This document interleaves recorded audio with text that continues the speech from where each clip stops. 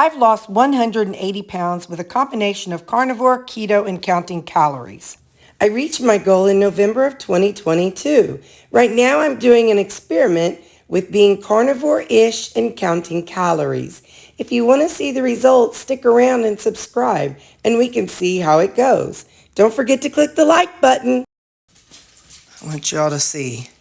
This is the day after I pick them up. Still pretty low-key. But I want you to see who worked the hardest. Oh, you guys. This boy right here. He works so hard to keep everybody at the daycare safe. He alerted them every time he saw something, every noise he heard. He just works so hard, guys.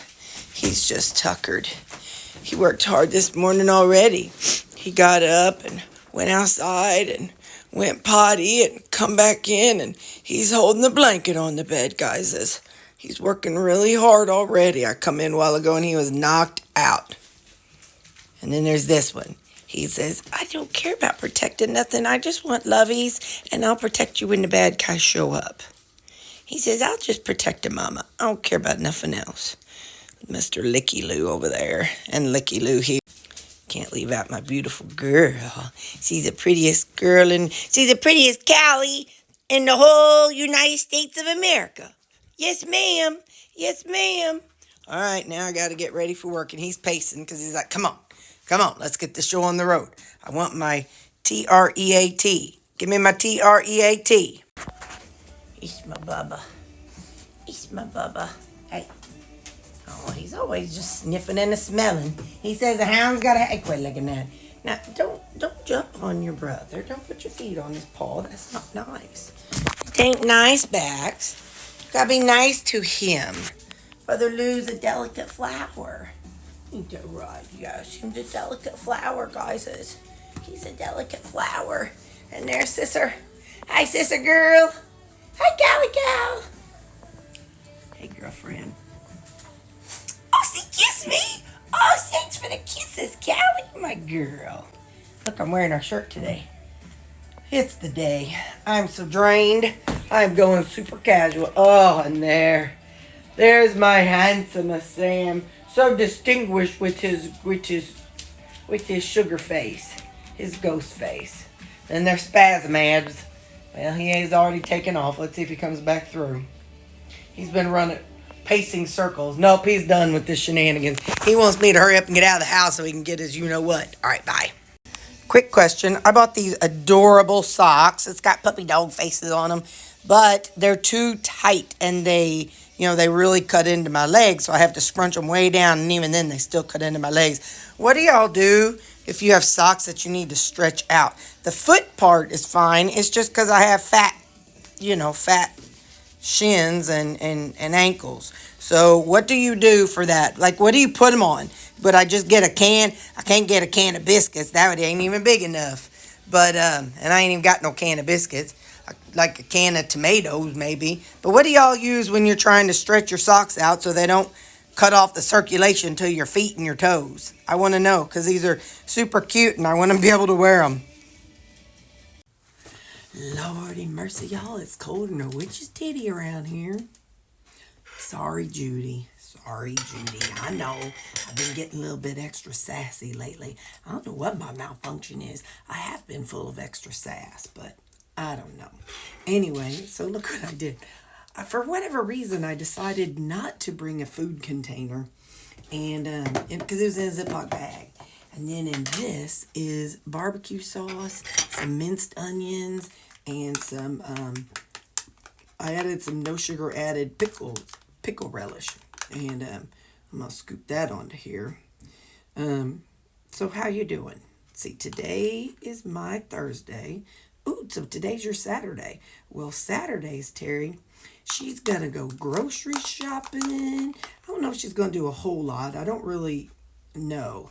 Well, I do know that I plan on buying some really, really like 96% lean ground beef.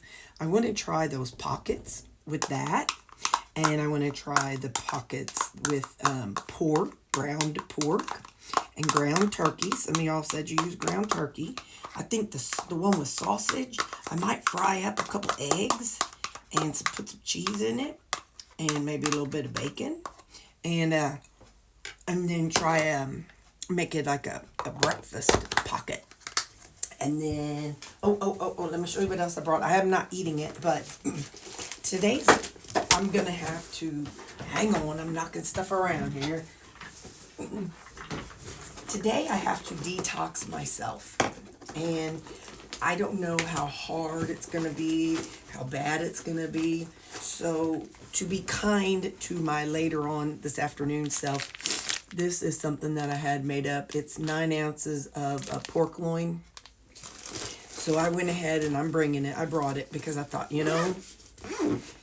with all the junk that I ate yesterday and the day before, I really, really, really need to be prepared for whatever could happen. Sometimes after I've been on a binge or well, eating off plan, whatever you want to say, then that first day, getting back on track, I'm extra hungry. My brain is extra.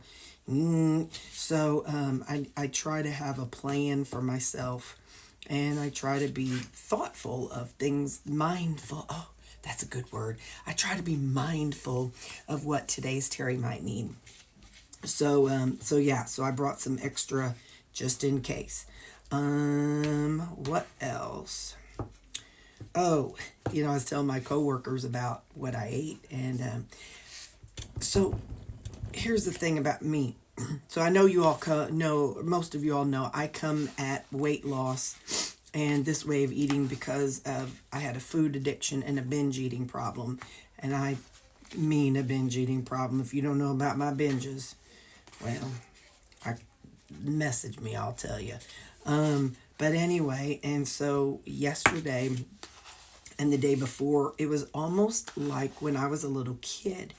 My mom, when I turned 5 and got in kindergarten, she opened a little bookstore, a Christian bookstore. And so I remember as a child, I would get off the school bus with my sisters.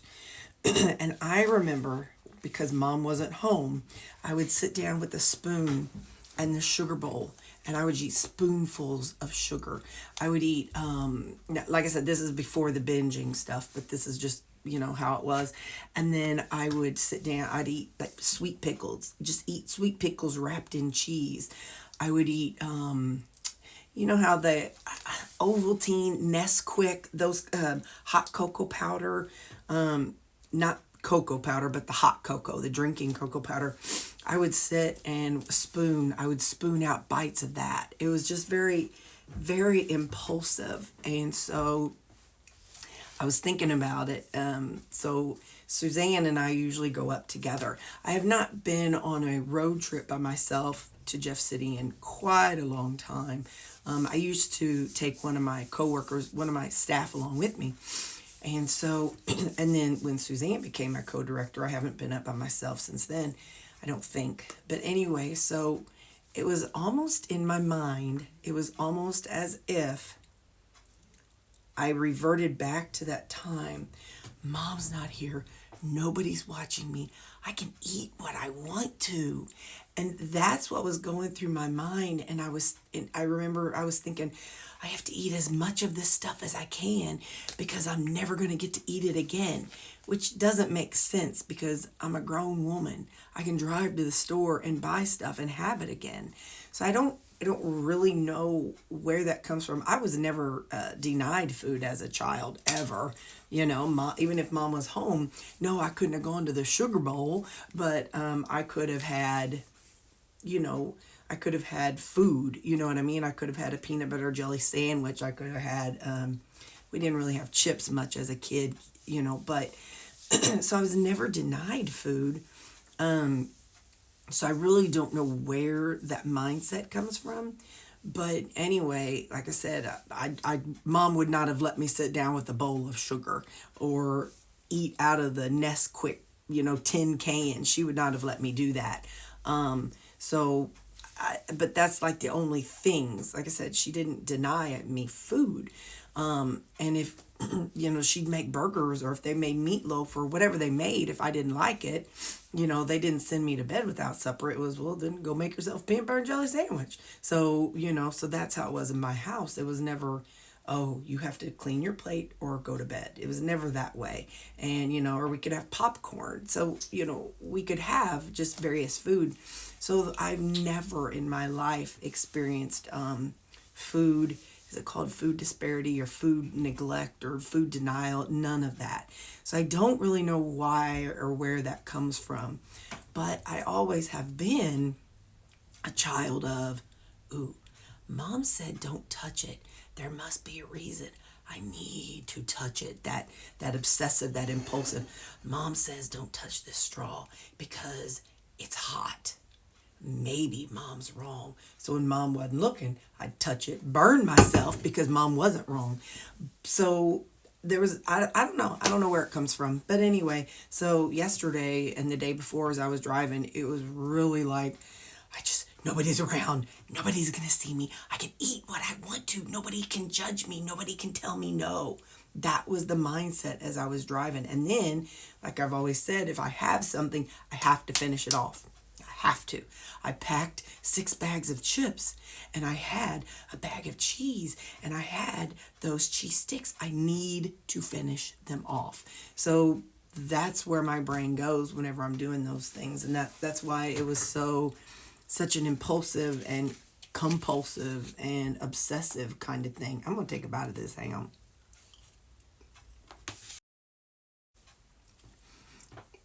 Anyway, so it was a very obsessive compulsive and like almost this need to do it, which is funny because I'm on Prozac, and that is also for a binge eating disorder. So I'm just going to say, it just goes to show you, your troubles ain't going to be gone just because you reach your goal weight. So I'm telling you now, as you're on your way down, you have to figure out your triggers. And you have to learn what's going to cause you to go through this. I knew that having those chips and meat sticks, I knew because of when I went to Branson. It was the same thing. I had to eat them all.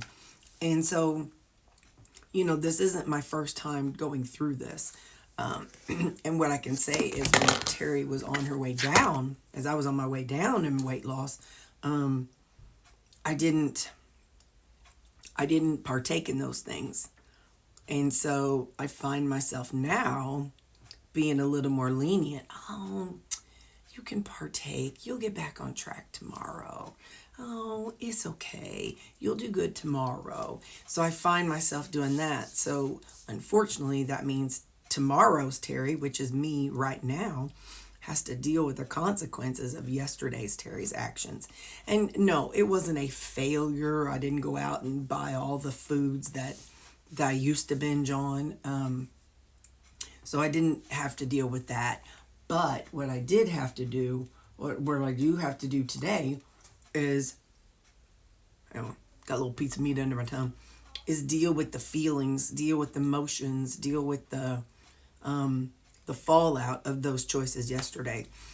So while what I did felt good yesterday, today's Terri is the one that has to make up for it and get back on track and do what needs to be done. So it's really not fair to today's Terri because now today's Terri, has to deal with it. But it's okay. Like I always say, a runner who's running a marathon, if they fall down after about 2 or 3 miles into that marathon, they don't get back up and go back to the starting line. They stand up, they pick themselves up, they dust themselves off and keep going. So, I'm not going to say, oh, well, I didn't stay carnivore, so now I'm on day number 1 again. No. It was 2 days where I did some boneheaded decisions, and I'm still doing what I was doing before. And this is how I will work through the holidays that are coming up. I'll stay good as best as I can. Between now and, our family trip next week. or the week before after. Anyway, in a few weeks, whenever it is. So I'll stay, good now for our family. And then after the family trip, I'll go back to being good. And then after Thanksgiving, that one meal, I'll go back to being good. And so, but by eating these whole meat meals that I, have prepped, that's going to help me a lot. So, all right, I'm going to let you go. Bye. Well, I done good today. I don't know if I told you or not, but I had 4 bags of different chips left. And at work, they have, one of my coworkers has like they call it a snack shack, and they bring in food, like different snacky things, and people, sorry, I got the burps, people can buy them. And so I took her those 4 bags of chips. In our journey, there's a lot involved in it. I knew logically that the things that I was buying to take on the trip were bad for me. I knew they were bad for me, but I was in binge mode, so it didn't matter. All logic goes out the window when I go into binge mode. But anyway, it's just, we're all on a journey for ourselves. And that's why I tell you all the time, just because I'm eating the foods that I'm eating doesn't mean it's going to work for you.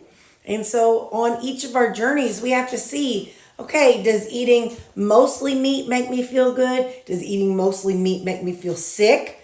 Does eating more vegetables make me feel good? Does eating more vegetables make me feel sick? We all have to learn for ourselves because we've all done different things in our lives. I was a binge eater. You guys might not have been a binge eater, I've told you all before, my binges consisted of 2 to 3 family size bags of candy. I'd buy it on Friday and then I'd eat it and it'd be gone by Sunday. 2 to 3 bags of some kind of candy. At least 1 or 2 bags of the tortilla chips, usually the strips or the rounds. And then I would have a big old tub of salsa, big old tub of queso, big old tub of sour cream, never anything light. Usually bought at least 1 or 2 something tubs of ice cream. I'd buy pizza and Pringles. And I would eat it all by the end of the weekend. One of these days I need to plug it into my tracker, but I don't want to know. But anyway, so, I come at this from a binge eater perspective. And I know some of you all have said yourselves that, oh, I couldn't eat those chips or I couldn't have those chips in my house. Well, I had not, I noticed it in Branson when I took some of those and the meat sticks. I noticed it in Branson, but I didn't learn from my mistake. So this time I learned from my mistake. And when I got home, I gave those bags of chips to the snack shack person. And I had 4 or 5 those little short, Slim Jim type things. I think it's Sim's, the one I got them from Aldi. So anyway, but like I said, we are all on our own journey and we all have to figure out what's going to work for us. But like I said, I'm proud of myself. I didn't go in the break room and eat anything that I shouldn't have. I mean, there were no nuts, so I didn't have to worry about that. I did not track today. I just didn't, and I'm okay with that.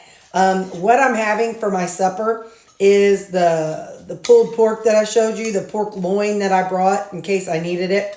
So I've got some, hang on, let me tip you forward. It's pork loin, and I got some blue cheese in there. I've got some pepperoncinis in there, and I got some barbecue sauce in there. Let me see how it tastes.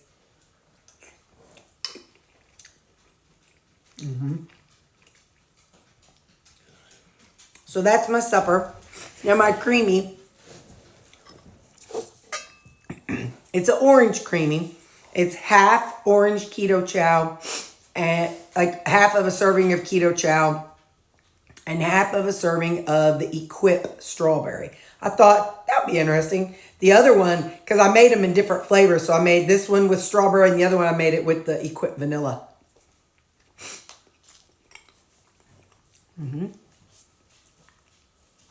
That's good. So that's going to be my supper tonight. I'm going to let y'all go. I'm going to detox from the day. It was a good day, a really good day at work. Had a fun day. And yeah, so that's what I know. So all right, I'm gonna eat my supper and edit this video, and I'll see y'all tomorrow. I love you. Bye.